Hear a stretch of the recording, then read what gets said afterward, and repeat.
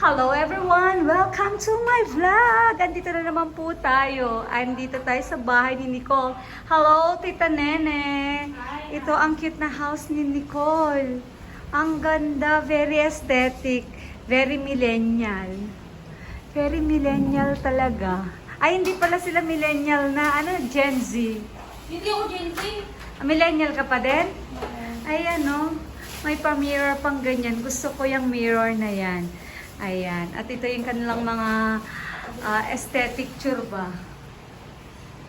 At ito ang kanilang mini kitchen. At ito yung honor. Yes, the aesthetic kitchen. Ang ganda naman. Wow. Ako din aesthetic din ako. Kakulay mo sila. And then nandito may dalawang rooms. Huwag na tayong pumasok. Di pa tayo pinapapasok ng honor. Pwede daw dito. Ito lang. Di pwede din sa kabila, pwede po. Charan! Wow! Very aesthetic. Yeah. This is the guest room? No, our room. Oh, this is the master's bedroom. Uy, I like your your Pindutin mo. kumakain to na ng Tangie. Ganda. Ang ganda lang nananalamin. Ang ganda. Ang bango. Teka, isarado natin. Baka pumasok yung amoy nung niluluto. Very aesthetic. Ganda.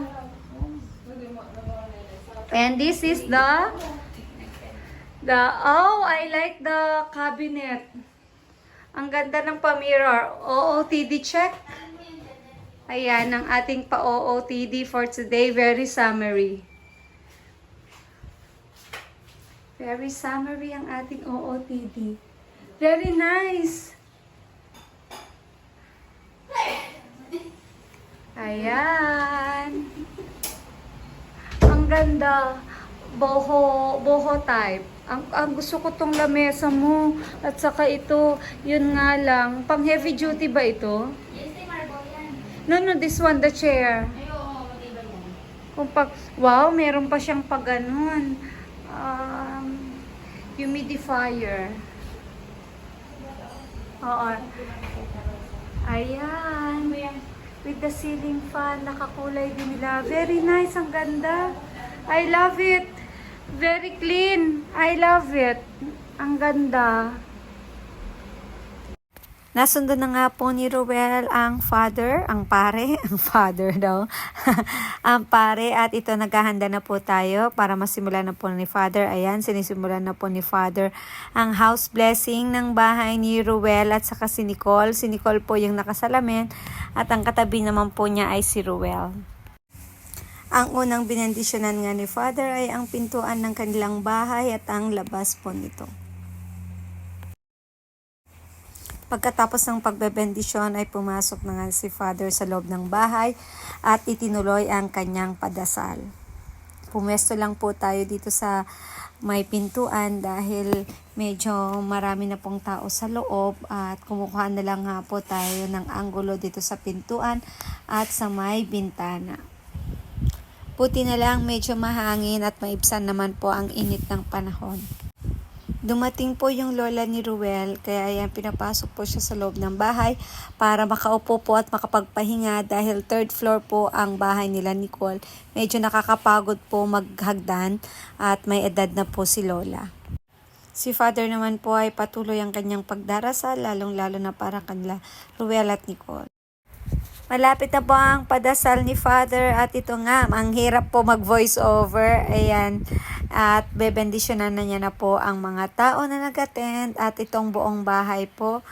Ang kanyang, ay nako, ang hirap talaga. Ewan ko na, nauubusan na ako na sasabihin.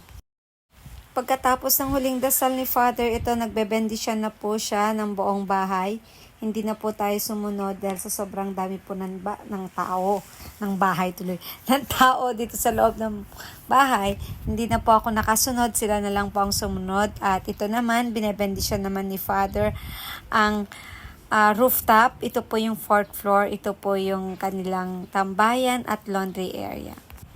Napatayo nga yung mga nagiinuman dyan dahil biglang dumating si Father at nakarating sa rooftop na magbe-bless po pala.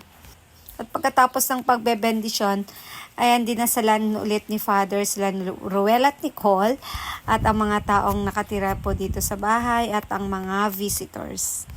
At yung hindi po nga nakaakyat sa rooftop, ito po binendisyonan din po sila ni Father. At ito na, pinakaantay ng lahat ang paghahagis ng barya dahil ito nga daw po ay kinaugalian dahil ito daw po ay pampaswerte.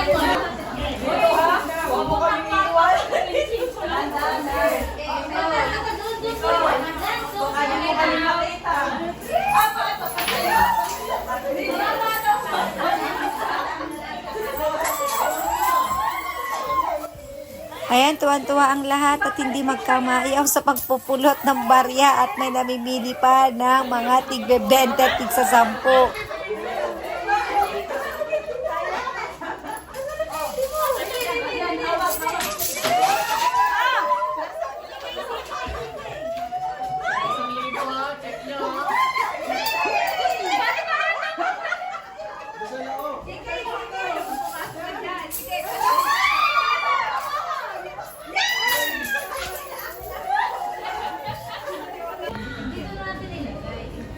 Ito naman po ang rooftop at ito ang pahanda ni Nicole.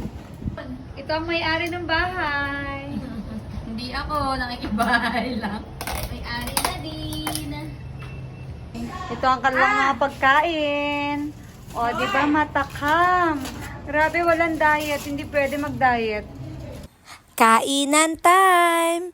So, that's it, Pansit, guys. Hope you like my video. Please like and subscribe. Until next time, thank you for watching. Bye-bye!